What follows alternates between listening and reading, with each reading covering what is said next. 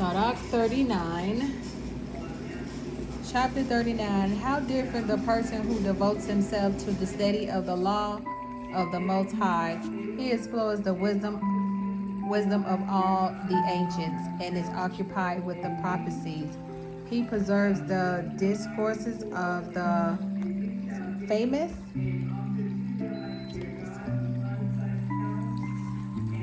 and goes to the heart of involved sayings.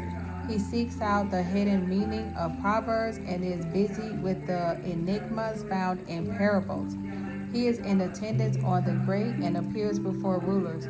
He travels among the peoples of foreign lands to test what is good and evil among people.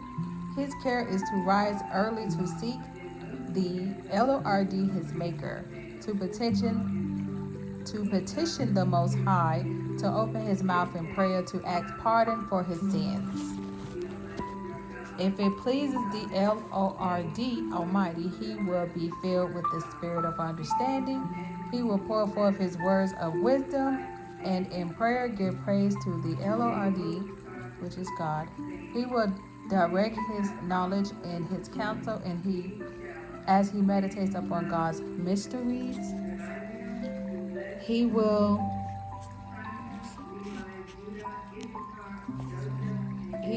show the wisdom of what he has learned and glory in the law of the Lords, which is God's covenant. Many will praise his understanding. His name can never be blotted out. Unfading will be his memory. Through all generations his name will live.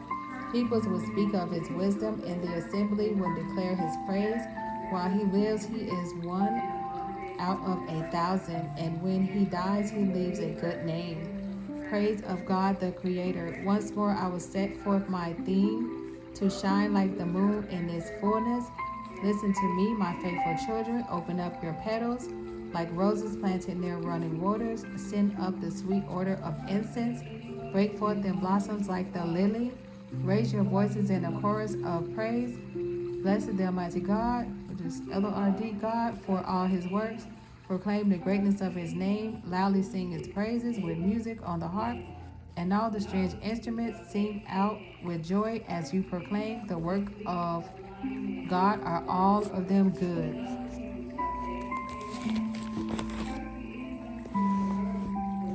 He supplies for every need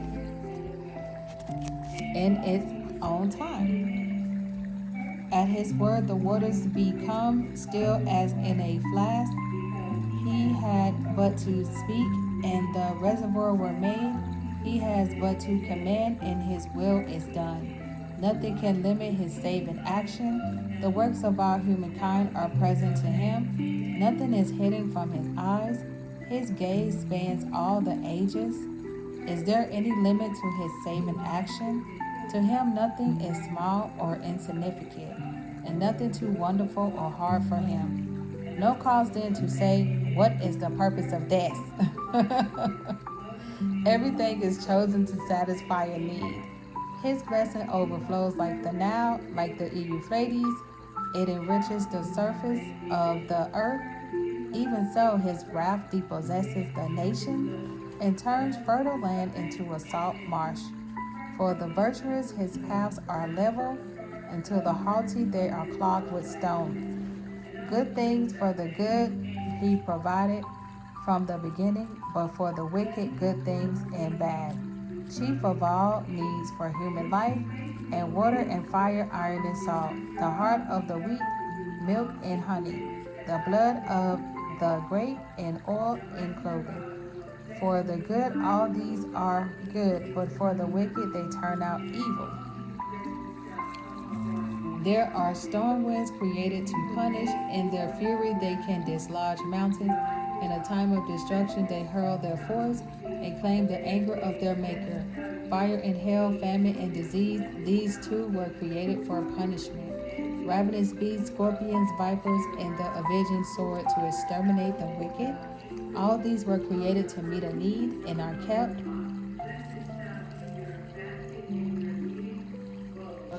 Okay. And are kept in his storehouse for the proper time.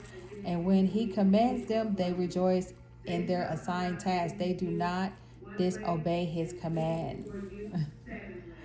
That is why from the first I took my stand and wrote down as my theme, the works of God are all of them good. He supplies for every need in his own time. There is no cause then to say, this is not as good as that. For each shows its worth at the proper time. So now with full heart and voice proclaim and bless his name. Sirach, chapter 40. Joys and miseries of life. A great anxiety has God allotted, and a heavy yoke to the children of Adam. From the day they leave their mother's womb until the day they return to the mother of all living. Troubled thoughts and fear of heart are theirs, and anxious foreboding unto death, whether one sits on a lofty throne or grovels in dust and ashes, whether one wears a splendid crown or is clothed in the coarsest of garments. There is wrath and envy, trouble and dread, terror of death, fury and strife. Even when one lies on his bed to rest, his cares disturb his sleep at night. So short is his rest, it seems like none, till in his dreams he struggles as he did by day, troubled by the visions of his mind, like a fugitive fleeing from the pursuer. As he reaches safety, he wakes up, astonished that there was nothing to fear. To all flesh, human beings and beasts, for sinners 7 times more come plague and bloodshed, fiery heat and drought, plunder and ruin, famine and death. For the wicked evil was created, and because of them destruction hastens. All that is of earth returns to earth, and what is from above returns above. All that comes from bribes or injustice will be wiped out, but loyalty remains forever. Wealth from injustice is like a flood in Waldi, like a mighty stream with lightning and thunder, which in its rise rolls along the stones, but suddenly once and for all comes to an end. The offshoot of violence will not flourish, for the root of the godless is on sheer rock. They are like the reeds on river banks, withered before all other plants. But goodness like eternity will never be cut off.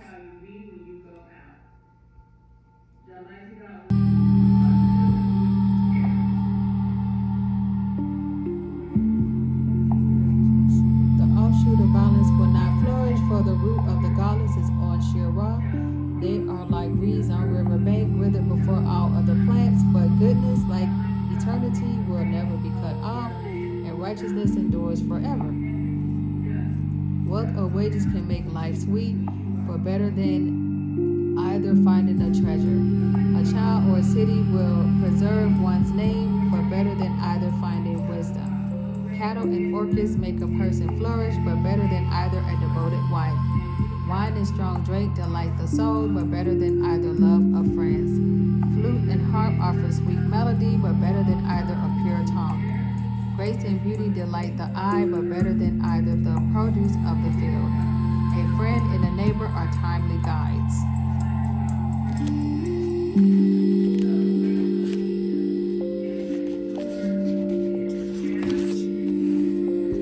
But better than either a sensible wife, relatives and helpers for times of stress, but better than either charity that rescues. Gold and silver makes one's way secure, but better than either sound judgment. Wealth and vigor make the heart exalt, but better than either fear of God.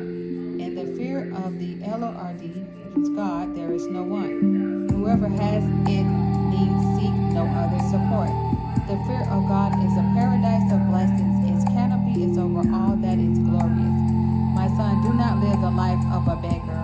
Better to die than to beg. When one has to look to a stranger's table, life is not worth living. The delicacies offered bring revulsion of spirit, and to the intelligent inward torture. In the mouth of the shameless begging is sweet, but within him it burns like fire. Sirach 41. O death, how bitter is the thought of you, for the one at peace in his home, for the one who is serene and always successful. Who can still enjoy life's pleasure, O death? How welcome is your sentence to the weak, failing in strength, stumbling and tripping on everything, with sight gone and hope lost. Do not fear death's decree for you. Remember, it embraces those before you and those come to come. This decree for all flesh is from God. Why then should you reject a law of the Most High? Whether one has lived 1,000 years or 110, and show there is no arguments about life. The children of sinners are a reprobate line, and witless offspring are in the homes of the wicked. The inheritance of children of sinners will perish, and on their offspring will be perpetual disgrace. Children curse their wicked father, for they suffer disgrace because of him. Woe to you, O wicked people who forsake the law of the Most High. If you have children, calamity will be theirs, and if you beget them, it will be only for groaning. When you stumble, there is lasting joy, and when you die, you become a curse. All that is not returns to naught, so too the godless. From void to void, the human body is a fleeting thing, but a virtuous name will never be annihilated. Have respect for your name, for it will stand by you, more than thousands of precious treasures. The good things of life last a number of days, but a good name for the days without number. True and false shame, hidden wisdom, and concealed treasure of what value is either. Better is the person who hides his folly than the one who hides his wisdom. My children, listen to instruction about shame. Judge of disgrace according to my rules. Not every kind of shame is shameful, and not every kind of disgrace to be recognized. Before father and mother be ashamed of immorality. Before prince and ruler of falsehood. Before master and mistress of deceit. Before the public assembly of crime. Before associate and friend of disloyalty. And in the place where you settle of death. Be ashamed of breaking an oath or a covenant, and of scratching your elbow at dinner, of refusing to give when asked, or rebuffing your own relatives, or defrauding another of his appointed share, of failing to return a greeting, of grazing at a man's wife, or gazing at a man's wife, of entertaining thoughts about another woman, of trifling with a servant girl you have, or of violating her bed, of using harsh words with friends, of following up your gifts with insult. Like if somebody gets you a gift and you just insult the gift, that's not nice. Sadachi 42. Of repeating what you hear or betraying any secret, be ashamed of the right things, and you will find favor in the sight of all. But of all these things, do not be ashamed, lest you sin to save face, of the law of the Most High and his precepts, or of the justice that acquits the ungodly, of sharing the expenses of a business or a journey, of dividing an inheritance or property, of accuracy of scales and balances, of testing measures and weights, of acquiring much or little. Or of acquiring much or little, or of bargaining and dealing with a merchant, or of constant training of children, of beating the sides of a wicked servant, or of a seal to keep a foolish wife at home, or of a key where there are many hands, numbering every deposit, or recording all that is taken and giving out, of chastisement for the silly and the foolish.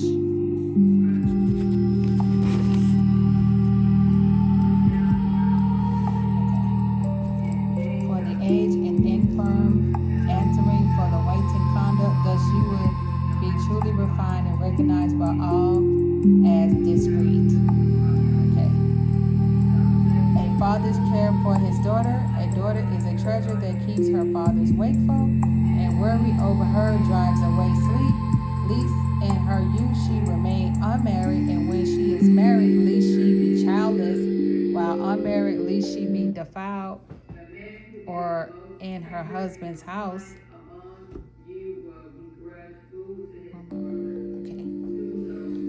Least she prove unfaithful, least she become pregnant in her father's house, or be sterile in that of her husband. My son, keep a close watch on your daughter, lest she make you a laughing stock for your enemies, a byword in the city, and the assembly of the people, an object of derision in public gathering. See that there is no lattice in her room or spot that overlooks the approaches to the house.